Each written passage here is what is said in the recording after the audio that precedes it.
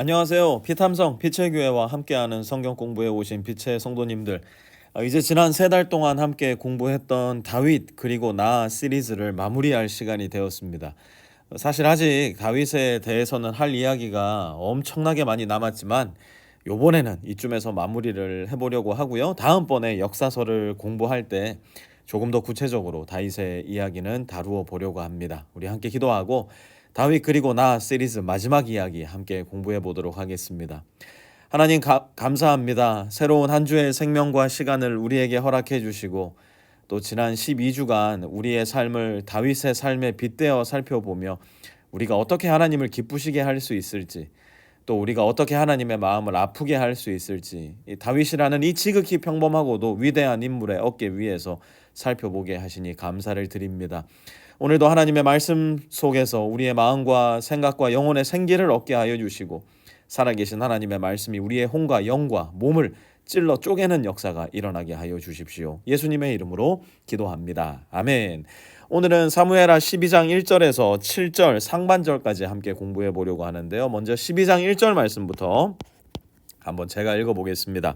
주님께서 예언자 나단을 다윗에게 보내셨다. 나단은 다윗을 찾아와서 이런 이야기를 하였다. 먼저 이것을 마음에 염두에 두셔야 할 텐데요. 우리는 지난주 사무엘하 11장을 함께 공부했고 이번 주에 12장을 공부하고 있지만요. 한 주 사이에 공부하는 11장, 12장이지만 사실 역사 속에서 11장과 12장 사이에는 1년이라는 시간의 공백이 존재합니다.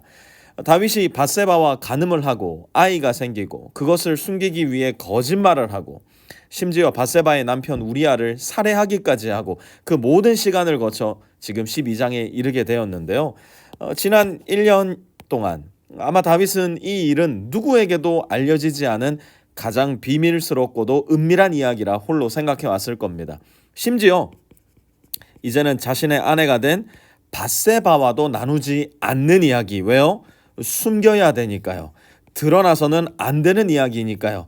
밝혀져서는 절대로 안 되는 이야기라 다윗은 생각하고 있었을 거예요. 그런데 이 일을 알고 있는 사람이 있었으니 그게 누구였냐면 바로 주님께서 보내신 예언자 나단이었어요.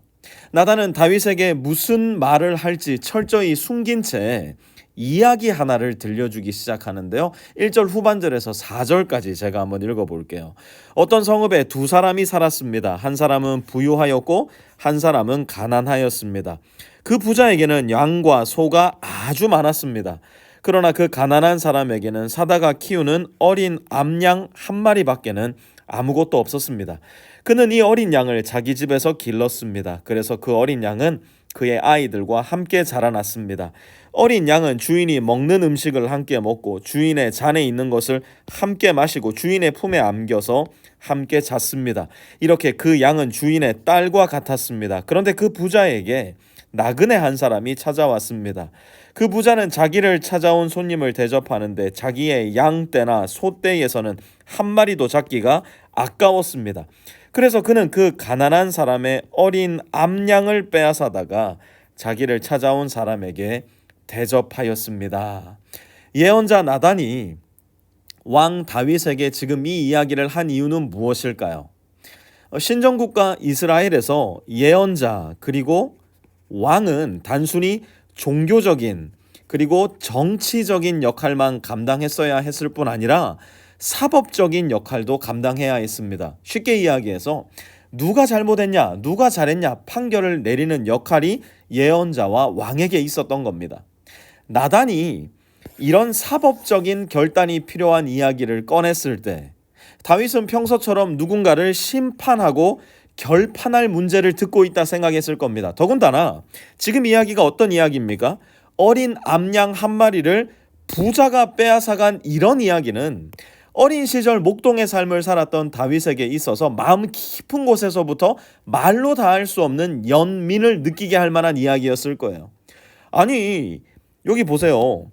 양떼를 가지고 있는 인간이 소떼를 가지고 있는 인간이 자기에게 그렇게 많은 양떼 중 한 마리, 자기에게 그렇게 많은 소떼 중 한 마리를 잡는 건 아까워하면서 가난한 사람이 가진 한 마리의 어린 암양을 잡는 것은 아까워하지 않는다? 이건 다윗이 아니라 이스라엘의 그 누가 생각하더라도 그야말로 말도 안 되는 파렴치한 범죄이고 저질스러운 악이라 여겨졌을 거예요. 그래서 다윗은 어떻게 말합니까? 5절 한번 볼까요? 같이 한번 5절 읽어보겠습니다. 시작.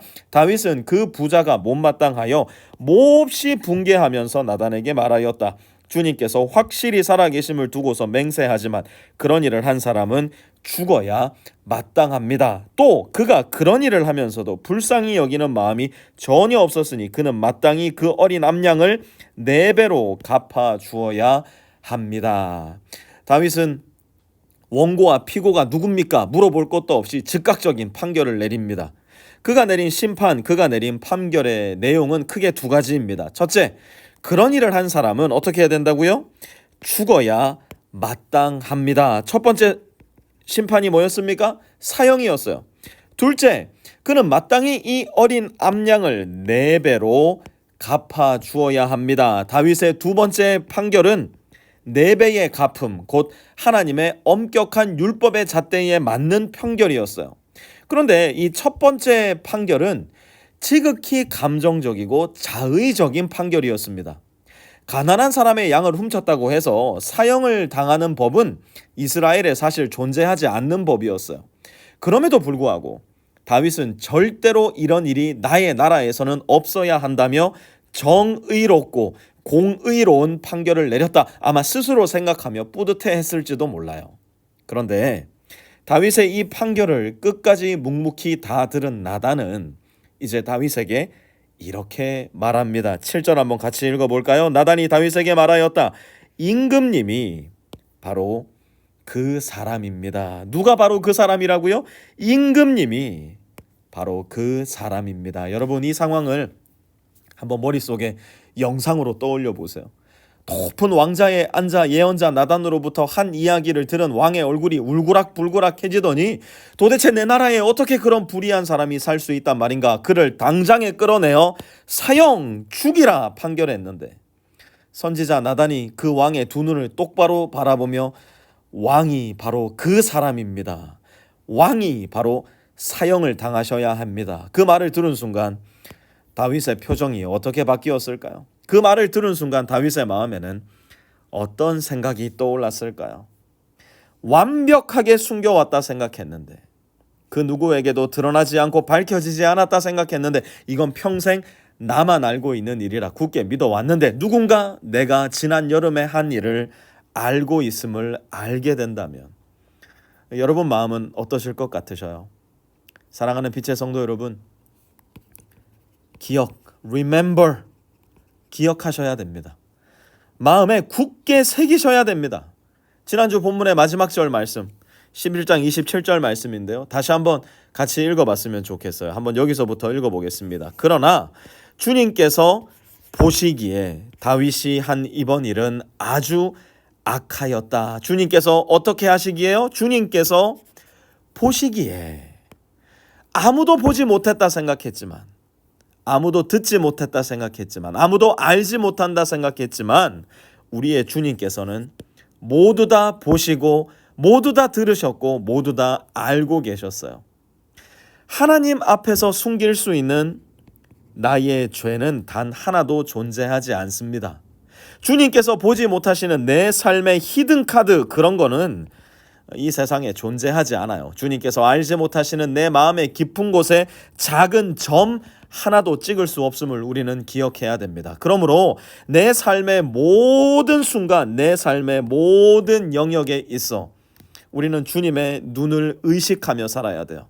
주님의 마음을 생각하며 살아야 돼요. 주님께서는 지금 내가 보고 있는 바로 그것을 어떻게 보고 계실까? 주님은 내가 지금 말하고 있는 나의 이 입술의 말을 어떻게 생각하고 있을까? 주님은 내가 지금 생각하고 있는 내 마음의 그 생각을 어떻게 생각하실까? 마치 주님께서 나의 일거수일투족을 지켜보시면서 내가 너를 어떻게 처단할까? 이런 개념이 아니라 주님이 우리 삶의 모든 순간, 모든 상황, 모든 시간을 우리에게 최고의 순간으로, 최고의 상황으로, 최고의 시간으로 가꾸시기 위해 우리와 가장 가까이에서 가장 친밀하게 동행하기 원하신다는 사실을 우리는 반드시 기억해야 돼요. 우리의 하나님을 하나님의 말씀을 통해 우리 안에 계신 성령을 통해 더 가까이 하셔야 됩니다. 그렇게 할 수 있다면 죄와 악은 자연스럽게 우리의 곁을 떠나갈 거예요. 만약 우리가 하나님을 자꾸만 멀리하고 말씀을 무시하고 성령을 근심케 한다면 죄와 악은 어느덧 우리의 눈과 귀, 입과 마음, 영혼의 깊은 곳까지도 점령하여 결국에는 우리를 향해 너야말로 죽어야 마땅한 자이다 판결을 내리는 비극과 불행을 맛보게 될 거예요. 주님을 가까이 하십시오. 그러면 악은 멀리 떠나갑니다. 주님을 멀리해 보십시오. 그러면 악은 둘도 없는 나의 베스트 프렌드가 되고 말 거예요. 하나님 아버지, 우리의 아버지가 되시어 우리를 보살펴 주시고 인도해 주시고 지켜 주시니 참으로 감사를 드립니다. 하나님의 말씀을 늘 우리 마음 가운데 새기고 인생의 걸음걸이마다 간직하게 하시어서 우리 안에 빛으로 향기로 선명한 복음의 메시지로 가득하게 하여 주십시오. 악을 멀리함으로 악에서 멀어지는 것이 아니라 주님을 가까이 함으로 악이 떠나가고 악이 도망치는 통쾌하고 신선한 인생 우리 모든 빛의 성도들이 살아가게 하여 주십시오. 예수님의 이름으로 기도합니다. 아멘.